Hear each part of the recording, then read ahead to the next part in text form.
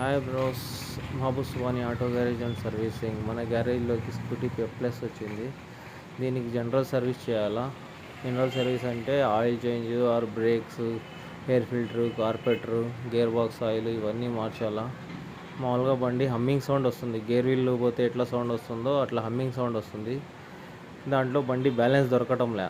Main balance అస్సలు దొరకడంలే. ఇద్దరు కూర్చుంటే బండి షేక్ అవుతుంది, సింగిల్ కూర్చున్నా కూడా షేక్ అయిపోతుంది బండి. ఏందా అని కంప్లైంట్ చూస్తే ఆయిల్ లేదు. ఆ తర్వాత షేక్ అయ్యే కంప్లైంట్ వచ్చి వీల్ నట్ లూజ్ ఉంది, వెనకలది వీల్ నట్. తర్వాత చూపిస్తాను నేను. ఎయిర్ ఫిల్టర్ మొత్తం బ్లాక్ అయిపోయింది. ఎయిర్ ఫిల్టర్ కొత్తదే వేసేసేయాలి, ఎందుకంటే దాన్ని క్లీన్ చేయడం కంటే కొత్తదే వచ్చేస్తుంది. పెట్రోల్ ఒక 50 రూపీస్ పెట్రోల్ పోతుంది దాన్ని కడగడానికి.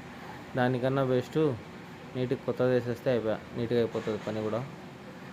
పర్ఫార్మెన్స్ కూడా బాగుంటుంది. నేను వచ్చి క్యాస్ట్రాల్ ఆయిల్ వేస్తుంటాను ఇప్పుడు ఆమ్రాన్ ఆయిల్ ఇది బాగుంది, బెటర్. ఈ స్కూటీకి వేయచ్చు, నాట్ బ్యాడ్. సింథటిక్ ఆయిల్ ఇది. ఆయిల్ బాగానే ఉంది, నేనైతే యూజ్ చేస్తున్నా. కంప్లైంట్స్ అయితే లేవు, కానీ పెద్ద వెహికల్స్కి వేయకూడదు. మేబీ అంత పర్ఫార్మెన్స్ ఉండదు అనుకుంటున్నా. 100cc వెహికల్స్కి నడుస్తుంది అది. ఆ తర్వాత గేర్ బాక్స్ ఆయిల్ వచ్చి క్యాస్ట్రాల్ వాడుతున్నా. గేర్ బాక్స్ ఆయిల్ కూడా ఏమేం లేదు, తీస్తే ఒక 10 ml వచ్చింది గేర్ బాక్స్ ఆయిల్.